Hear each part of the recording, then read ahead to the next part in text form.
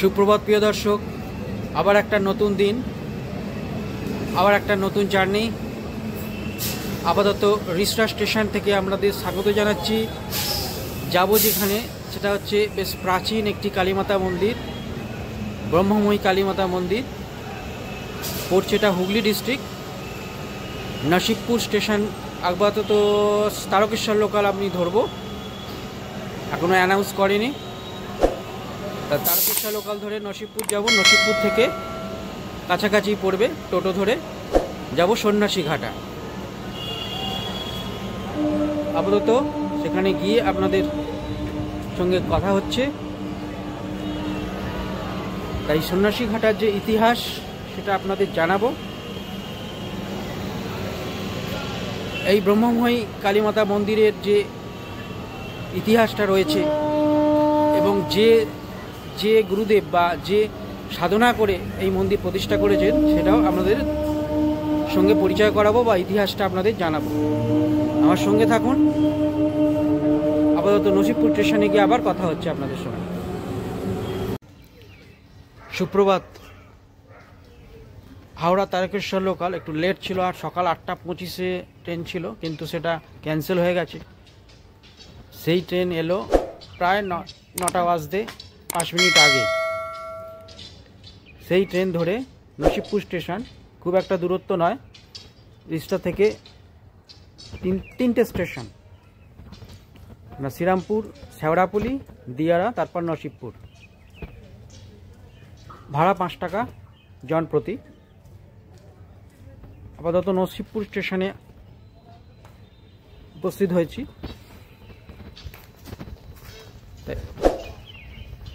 এরপর যেখানে যাব সেটা হচ্ছে সন্ন্যাসী ঘাটা।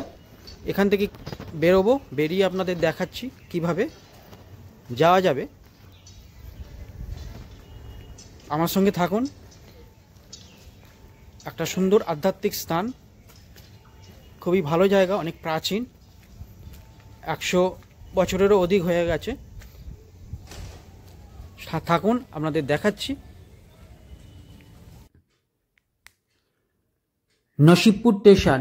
নসিবপুর স্টেশনে নেমে পিছন দিকে আসবেন। 2 নম্বর স্টেশনে যেমন নামিয়েছে, তা পিছন দিকে এসে এরকম লেভেল ক্রসিং দেখতে পাচ্ছেন।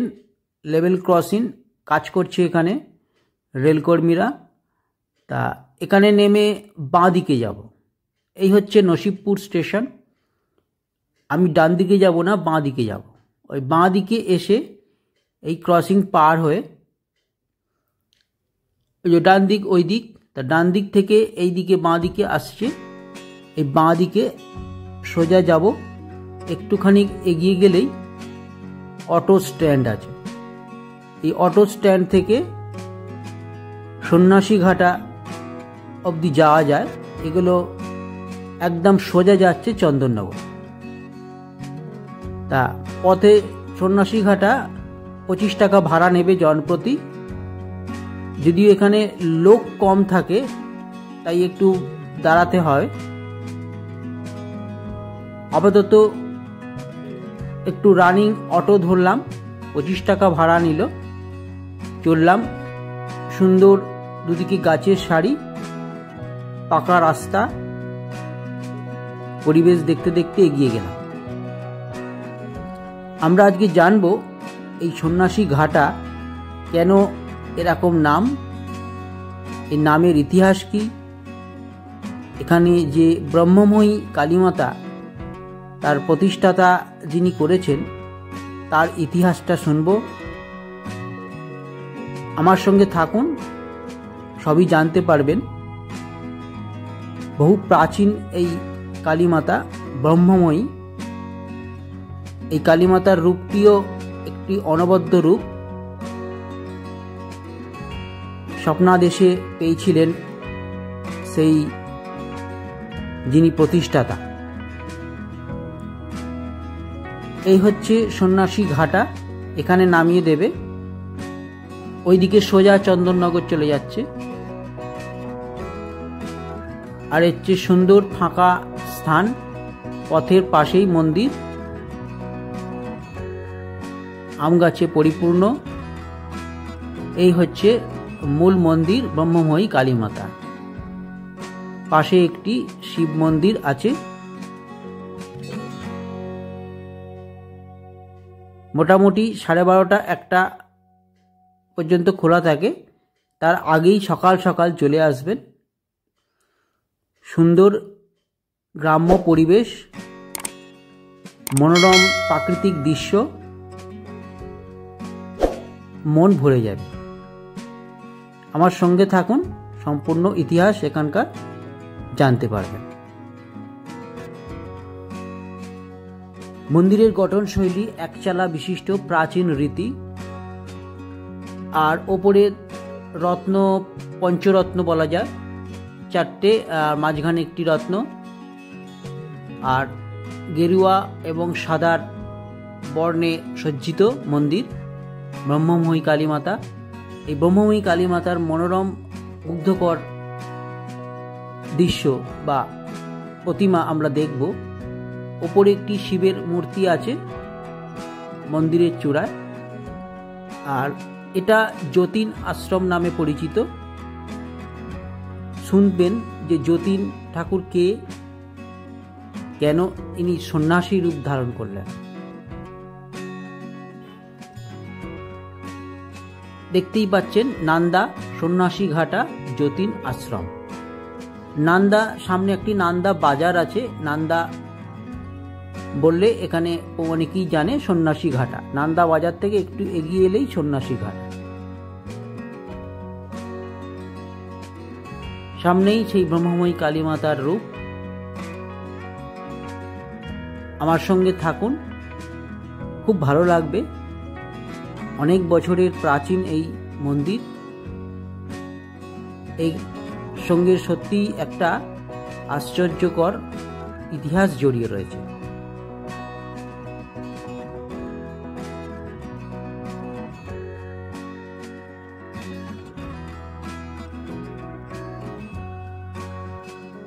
এবার আমরা মূল গর্ভগৃহে প্রবেশ করছি। গর্ভগৃহের সামনেই দেখা যাচ্ছে ব্রহ্মময়ী কালীমাতার মনোমুগ্ধকর রূপ।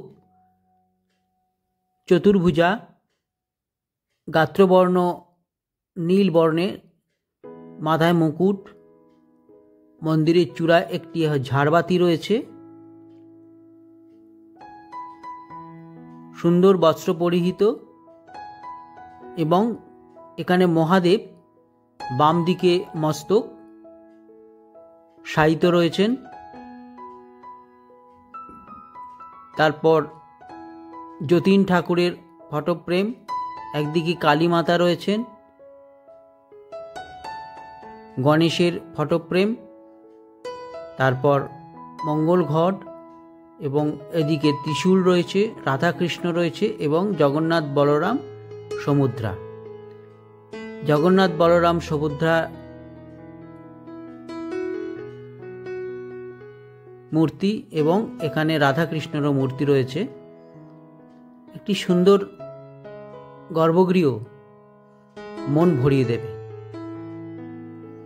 এই রূপ যতীন ঠাকুর স্বপ্নাদেশেই পেয়েছিলেন, সেই রূপকে মনে করেই তিনি এই মৃন্ময়ী রূপ দিয়েছিলেন। মায়ের এই মৃন্ময়ী রূপ এখনো বর্তমান রয়েছে।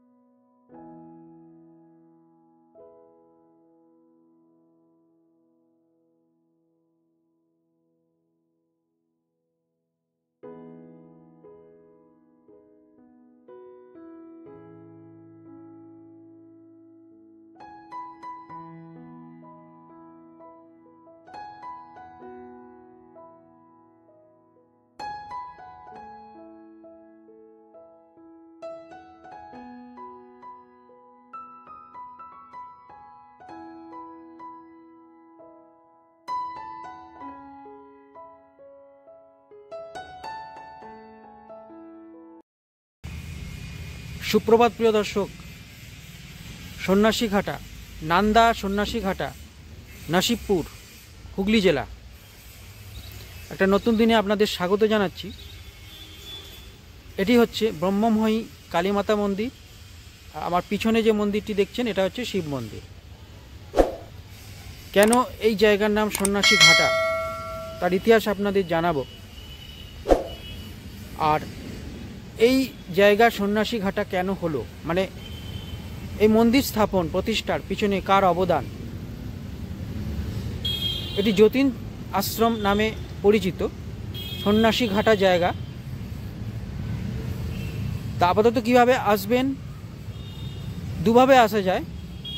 হাওড়া থেকে যদি আসেন, চন্দননগর থেকে আপনার পশ্চিম দিকে, মানে গঙ্গার ধারের দিকে না, পশ্চিম দিকে আসতে হবে। ওখান থেকে অটোগুলো এই সন্ন্যাসীঘাটা বললে পৌঁছে দেবে। 25 টাকা, 20-25 টাকা জনপ্রতি ভাড়া নেবে। আর যদি তারকেশ্বর লোকাল ধরেন তাহলে নসিবপুরে নামবেন। নসিবপুরে নেমে আপনাদের দেখিয়ে দেবো। তা নসিবপুরে নেমে টোটো করবেন। টোটো না, অটোও আছে, তবে স্ট্যান্ড থেকে না ধরে একটু এগিয়ে এসে রানিং ধরলে ভালো হয়। স্ট্যান্ডে প্যাসেঞ্জার না হলে দেরি হবে। 25 টাকা ভাড়া নেবে জনপ্রতি। এই সন্ন্যাসীঘাটা একদম রাস্তার ধারেই আশ্রমটি নামিয়ে দেবে আপনাকে। তা আপাতত থাকুন, আপনাদের ভিডিওটা শুরু করব এবং আশ্রম চত্বর প্রদর্শন বা দর্শন করাবো আপনাদের। কেমন লাগলো জানাবেন। যারা নতুন, আমার নাম অরূপ, আমার চ্যানেল দেখছেন Arup journey. Arup journey channel থেকে আপনাদের স্বাগত জানাচ্ছি আর একটা নতুন দিনে। আজকে 17 জানুয়ারি 2025 শুক্রবার। নমস্কার, তাহলে ভিডিও শুরু করি।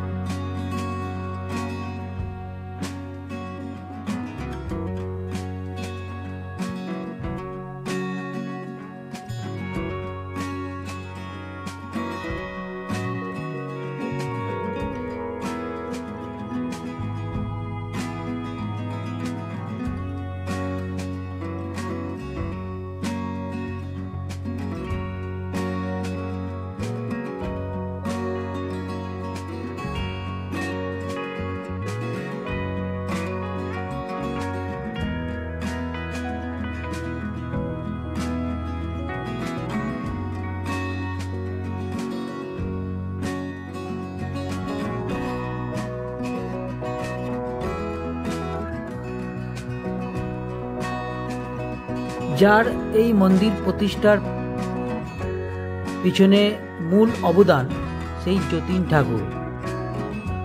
সন্ন্যাস বা আধ্যাত্মিক জীবনের পর তার নাম হয়েছিল শ্রী শ্রীমৎ ভুবনানন্দ সরস্বতী মহারাজ। এখানেই তিনি ধ্যানমগ্ন অবস্থায় আবিষ্কৃত হয়েছিলেন। জন্ম 1390, 22-21 শ্রাবণ 1310 সাল। পরলোক গমন করেছিলেন 1366।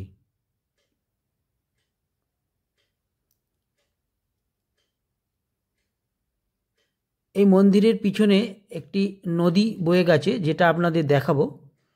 এটি হলো সরস্বতী নদী। আর পাশে একটি অর্ধসমাপ্ত মন্দির নির্মাণ কাজ চলছে। এটি রাধাকৃষ্ণ মন্দির পরবর্তী সময়ে হতে চলেছে। এই নিয়ে যাচ্ছি আপনাদের সেই সরস্বতী নদীর ধারে, যেটি এখন অবস্থা খুবই জরাজীর্ণ, মজে যাওয়া অবস্থা। খুব সরু নদী, কিন্তু অনেকটা দীর্ঘ পথ এই নদী বয়ে চলেছিল। একসময় এখানে জলে পরিপূর্ণ ছিল। আজ যে অবস্থা দেখছেন, সত্যিই মন খারাপ করে দেবে যে এরকম একটি নদী আজকের এই অবস্থা। নমস্কার প্রিয় দর্শক, আমার পিছনে যেটা দেখতে পাচ্ছেন এটা কিন্তু সরস্বতী নদী। এই সরস্বতী নদীতে একসময় ইতিহাস ছিল। এই সরস্বতী নদীতে কিন্তু জল থাকত। এখন কিন্তু নদী পুরোপুরি মজে গেছে, কচুরিপানা গাছে ভরে গেছে। একসময় এই নদী কিন্তু জল বইত। এই নদীতেই সেই ইতিহাস, মানে যতীন ঠাকুর যিনি একসময় মাস্টার ছিলেন, সেই যতীন ঠাকুর মাস্টার অবস্থায় একসময় হঠাৎই নিরুদ্দেশ হয়ে যায়। কিন্তু নিরুদ্দেশ হওয়ার কারণ কেউ বোঝে না, কেননা এই সময়, মানে সেই সময় যে কোনো 100 বছর 150 বছর আগের কথা, তখন কিন্তু এখানে জঙ্গল পুরো ছিল এবং বাঘেরও উপদ্রব ছিল। কিছু গবাদি পশু বাঘেরা শিকার করত। এরকমভাবে যতীন ঠাকুর নিরুদ্দেশ হয়ে যাওয়ার পর সবাই ভেবেছিল যে বাঘে নিয়ে গেল কিনা। তা তিনি হঠাৎ নিরুদ্দেশ হয়ে হঠাৎ একসময় তার আবির্ভাব ঘটে, কিন্তু সেটা অন্যভাবে, এক সন্ন্যাসী বেশে আবির্ভাবটা ঘটেছিল। হঠাৎই এখানে গাছের তলায় তাকে ধ্যানমগ্ন অবস্থায় সবাই দেখতে পায়। তা সবাই জানে যে এখানে যে বাঘের উপদ্রব, সেখান থেকে তিনি কিভাবে রেহাই পেলেন। মানে তিনি যে সন্ন্যাস ধ্যানমগ্ন অবস্থায় রয়েছেন, বাঘে বা কোনো জীবজন্তু তাকে শিকার করলো না। মানে এটাই মানুষের কাছে একটা রহস্যময়, কোনো অলৌকিকতা তার মধ্যে বিরাজ করছে, তাই তিনি এইভাবে বেঁচে আছেন। তা সন্ন্যাস, এই যে ধ্যানমগ্ন অবস্থায় তাকে সবাই পেল এবং তাকে সবাই পূজিত করতে লাগলো, তার সেবা করতে লাগলো, তাকে সন্ন্যাস রূপে আবার পেল সেই যতীন ঠাকুর, যিনি একসময় শিক্ষক, মানে টোল ছিল, ছাত্র পড়াতেন। তা এই যে যতীন ঠাকুর মাস্টার অবস্থায় থাকাকালীন সন্ন্যাস যে জীবন, একটা নতুন জীবনে তিনি পদার্পণ করলেন, এই কারণেই এই জায়গার নাম সন্ন্যাসী ঘাটা। ঘাটা মানে অবতরণ, একটা নতুন কিছু, অন্য কিছু বা পরিবর্তনের একটা জীবনে পদার্পণ হওয়া, এটাই হচ্ছে ঘাটা। সেই থেকেই ঘাটা স্থানটার নাম হয়েছে এবং সন্ন্যাসী ঘাটা, এটা নাম হচ্ছে যতীন আশ্রম। এই সরস্বতী নদীতেই তিনি তার এক সময় জল বইত। এই সরস্বতী নদীতেই একটা ইতিহাস আছে। আসুন আরও ইতিহাস আপনাদের জানাবো, আপনারা আমার সঙ্গে থাকুন। এই হচ্ছে শিব মন্দির। এখানে শিবলিঙ্গ রয়েছে এবং একটি শিব মূর্তিও রয়েছে। এই মন্দিরটিও পঞ্চরত্নই এবং মন্দিরের বর্ণ শুভ্র এবং সোনালী এবং কিছু অন্য রঙের রেখাঙ্কিত করা আছে। আর ওপরে দেখতে পাচ্ছেন বিভিন্ন দেবদেবীর মূর্তি। সামনে এরকম দুটি বৃষ রয়েছে, নন্দী, ডান দিকে ও বাম দিকে।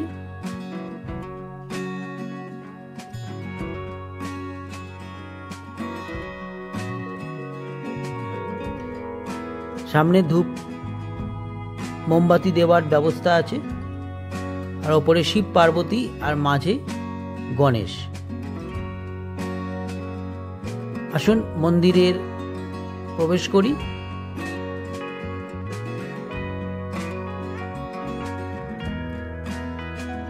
ওপরে ঘণ্টা ঝুলিয়ে রাখা আছে আর ভেতরে রয়েছে শিবলিঙ্গ,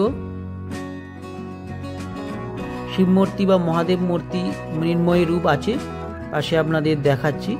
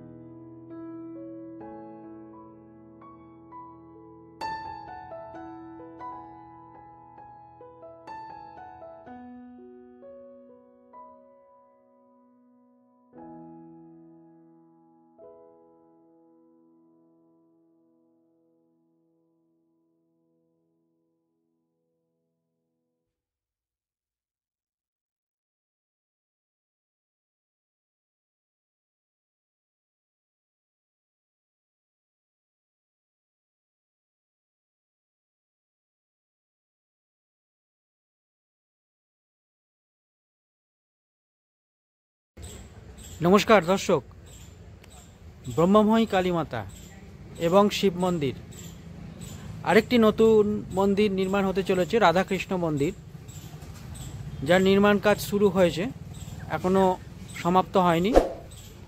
দেখলেন আপাতত বিল্ডিংটি অর্ধসমাপ্ত হয়ে রয়েছে। তা এই যে যতীন ঠাকুর, যিনি আধ্যাত্মিক নাম হচ্ছে শ্রীমৎ সরস্বতী দাস মহারাজ, যিনি এই সরস্বতী নদীর নাম অনুসারেই তার নামটা হয়েছে এমন। তা মন্দিরের যে ব্রহ্মময়ী কালীমাতা স্বপ্নাদেশে তিনি পেয়েছিলেন, তিনি মন্দির বা এই যে কালীমাতার মূর্তি প্রতিষ্ঠা করেছিলেন। তারপর থেকে এই কালীমাতার পুজো হয়ে আসছে। পাশে একটি শিব মন্দিরও হয়েছে। এটি বহু প্রাচীন, 100 বছরও হয়ে গেল, অনেক দিনকার প্রাচীন। একটু ফাঁকা জায়গা, গ্রাম্য পরিবেশ। নদীতে যদি জল থাকতো তাহলে আর একটু ভালো লাগতো। আপাতত ভিডিওটি শেষ করব। ভালো লাগলে লাইক, শেয়ার, কমেন্টটা করবেন আর সাবস্ক্রাইব করে পাশে থাকা বেল আইকনটি প্রেস করে দেবেন। পরবর্তী ভিডিওর নোটিফিকেশানগুলো আপনারা পাবেন। আমার চ্যানেলের তরফ থেকে আপনাদের ধন্যবাদ এবং নমস্কার জানাই। আবার পরবর্তী একটি ব্লগে আপনাদের সামনে হাজির হব। একটু কয়েকদিন অপেক্ষায় রাখলাম। নমস্কার।